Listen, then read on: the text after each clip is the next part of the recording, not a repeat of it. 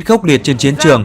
Báo chí phương Tây trong vài ngày trở lại đây cảnh báo rằng Tổng thống Nga Putin sẽ chơi tất tay trong ván bài Ukraine.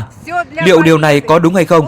Có phải đây là một cuộc chiến mà ông Putin sẽ đi đến cùng và không gì có thể ngăn cản nổi? Đọc kỹ và suy ngẫm lời hiệu triệu của Tổng thống Nga Putin trước khi phát động chiến dịch quân sự đặc biệt tại Ukraine, có thể thấy rất rõ ông không chỉ đã đặt cược toàn bộ sự nghiệp chính trị của mình mà cả tương lai của nước Nga cho cuộc chiến này.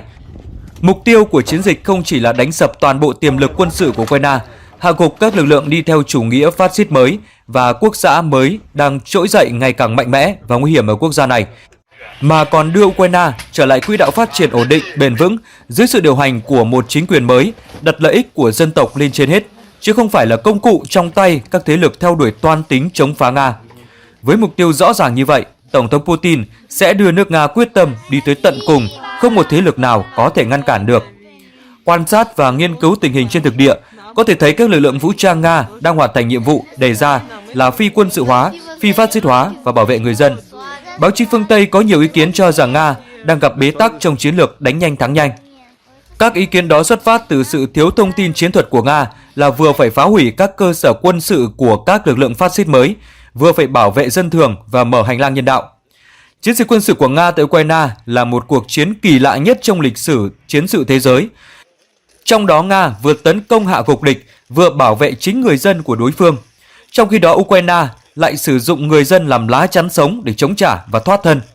Ý nghĩa của tên gọi chiến dịch quân sự đặc biệt là ở chỗ đó. Do đó Nga không thể tiến hành chiến dịch theo kiểu ném bom giải thảm như Mỹ và NATO đã từng áp dụng ở Serbia năm 1999, ở Afghanistan năm 2001 hay ở Iraq năm 2003. Khi chiến sự nổ ra, ai cũng muốn đánh nhanh thắng nhanh, nhưng đánh chậm không có nghĩa là bị sa lầy, là bế tắc. Sa lầy là thể hiện một vòng tuần hoàn về chiến lược quân sự chính trị. Khi hoạt động quân sự không thành công, không đạt được các mục tiêu ban đầu, không giúp đỡ được cho chính trị, nên phải thay đổi cách đánh, thay đổi chiến lược, nhưng tiếp tục thất bại về quân sự, cộng thêm thất bại toàn diện về chính trị. Chiến dịch quân sự của Nga thể hiện rõ ý đồ phi quân sự hóa và tiêu hao tối đa năng lực quân sự của Ukraine. Do đó cách đánh không bình thường như các cuộc chiến khác là chiến đấu để giành dân, chiếm các mục tiêu đông dân cư, ảnh hưởng đến kinh tế xã hội, mà mục tiêu chiến dịch của Nga là tước đoạt khả năng chiến đấu của Ukraine và bảo vệ người dân. Nhiều người cho rằng Nga chậm đà tiến công là do lực lượng Ukraine quá mạnh. Điều này có phần đúng, song không phải là tất cả. Tiềm lực quân sự của Ukraine tuy kém hơn so với Nga, nhưng không đáng để lưu tâm. Kể từ năm 2014, Mỹ và NATO không ngừng gửi viện trợ vũ khí trang bị và đưa hàng ngàn cố vấn quân sự tới giúp Ukraine hiện đại hóa quân đội theo chuẩn NATO. Ngoài ra, Mỹ và NATO còn tiến hành hàng chục cuộc tập trận phối hợp ngay trên lãnh thổ Ukraine cùng với quân đội nước này theo kịch bản chiến đấu chống Nga. Tổng thống Zelensky từng tuyên bố Ukraine có quân đội mạnh nhất châu Âu và là lá chắn bảo vệ châu Âu trước sự xâm lược của Nga. Do đó, quân đội Ukraine đã có khả năng cản bước tiến của quân Nga. Tuy nhiên, rõ ràng đây không phải là yếu tố chính hạn chế đà tiến quân của Nga, mà là do Nga vừa phải tiến quân, vừa phải bảo vệ dân thường. Diễn biến chiến sự đang hướng tới kịch bản chính quyền Ukraine phải chấp nhận thất bại, chấm dứt chiến sự và đáp ứng các yêu cầu của Nga. Đó là chính quyền Kiev phải công nhận vị thế trung lập, không gia nhập NATO, công nhận chủ quyền của Donetsk và Lugansk, công nhận Crimea thuộc chủ quyền của Nga. Tạm thời, chính quyền Kiev đang muốn theo kịch bản Ukraine chấp nhận vị thế trung lập, không gia nhập NATO, nhận được sự đảm bảo an ninh từ Mỹ, Thổ Nhĩ Kỳ và Nga. Moscow sẽ không chấp nhận kịch bản này. Tuy nhiên, dù theo kịch bản nào, thì tình hình Moscow sẽ còn lâu mới có thể ổn định được, vì tư tưởng phát xít mới và quốc xã mới đã ăn sâu vào nhận thức của cả một thế hệ người Ukraine kể từ sau khi giành được độc lập từ Liên Xô năm 1991. Chính quyền Kiev tuy chấp nhận đàm phán hòa bình nhưng vẫn câu dở chần chừ để chờ đợi những phép màu nào đó có thể giúp xoay chuyển cục diện trên chiến trường. Đó là Ukraine hy vọng Mỹ và NATO sẽ đưa quân tới cùng tham chiến. NATO sẽ viện trợ thật nhiều vũ khí tấn công cho Ukraine.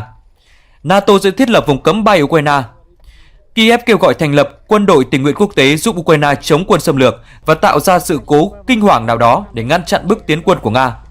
Hiện nay, các phép màu khác đã bị loại trừ. Chỉ có phép màu thứ tư đang được thực thi với gần 20.000 quân tình nguyện, thực chất là đội quân khủng bố. Giới phân tích gọi lực lượng tình nguyện này là Al-Qaeda trắng để phân biệt với Al-Qaeda đen ở Afghanistan và Trung Đông. Phía Nga tuyên bố đối với lực lượng tình nguyện này sẽ không được hưởng quy chế tù binh chiến sự, nghĩa là sẽ bị xóa sổ. Còn phép màu cuối cùng, các lực lượng phát xít sẽ gây ra một thảm họa bụi hạt nhân ở nhà máy điện hạt nhân Chernobyl đã qua sử dụng hoặc nhà máy điện hạt nhân Zaporizhzhia. Tuy nhiên, các lực lượng đặc nhiệm của Nga đã nhanh chóng kiểm soát được hai cơ sở then chốt này. Giải pháp khả dĩ nhất có lợi cho hai bên là chính quyền Kiev chấp nhận ngừng chiến sự, công nhận Crimea thuộc chủ quyền của Nga, thành lập Cộng hòa Liên bang Ukraine bao gồm cả Donetsk và Lugansk, có vị thế trung lập, không gia nhập NATO. Được biết hiện nay chính quyền Kharkiv và một số tỉnh khác đang thảo luận dự thảo bản tuyên ngôn của Cộng hòa Liên bang Ukraine. Báo chí đã và đang tập trung đưa tin về tác động rất tiêu cực của cuộc chiến này đối với kinh tế thế giới và của nước Nga trong bối cảnh đại dịch Covid-19 chưa chấm dứt. Tác động này là điều hoàn toàn dễ hiểu trong một thế giới toàn cầu hóa và hội nhập sâu sắc, nhưng bên được lợi nhất chính là Mỹ, còn các nước châu Âu hưởng lợi từ lời kêu gọi của Mỹ áp đặt các biện pháp cấm vận ngặt nghèo nhất nhằm vào Nga, thì chính họ cũng đang tự vác đá ghè vào chân mình. Chỉ một đơn cử thí dụ, nếu các nước châu Âu quyết định từ chối mua khí đốt và dầu mỏ của Nga để xoay qua mua hai mặt hàng này từ Mỹ, chính là một trong những cơ hội lịch sử để Mỹ giành quyền kiểm soát nền kinh tế và an ninh của châu Âu. Toan tính của Mỹ còn liên quan tới một câu chuyện khác. Giới nghiên cứu kinh tế ở phương Tây nhận định rằng nước Mỹ đang đứng trước cuộc khủng hoảng hệ thống còn nghiêm trọng hơn cuộc đại suy thoái trong những năm 1930. Đây là cuộc khủng hoảng toàn bộ hệ thống chủ nghĩa tư bản thế giới do Mỹ đứng đầu.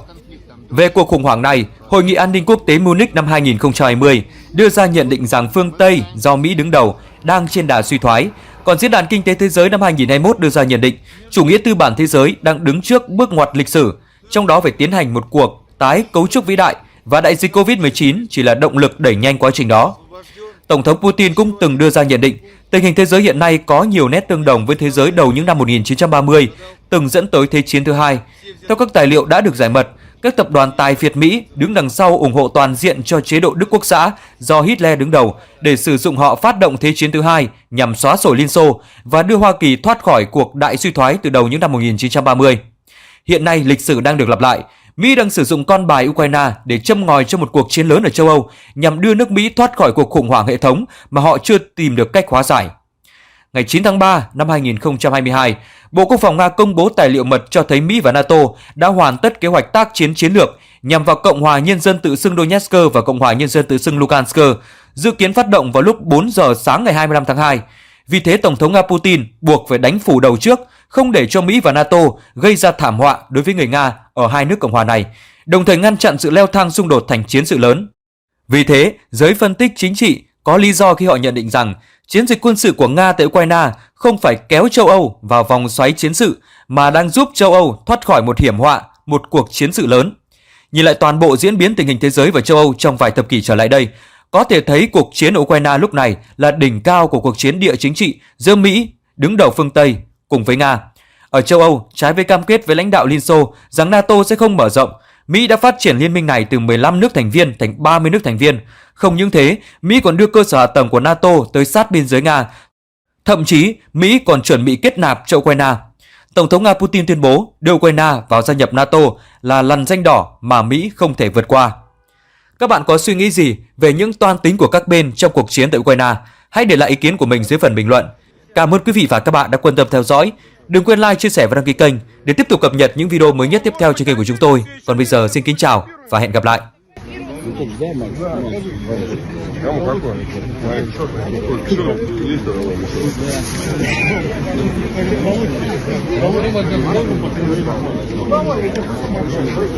Ребята, не выбирайте, я же не могу нас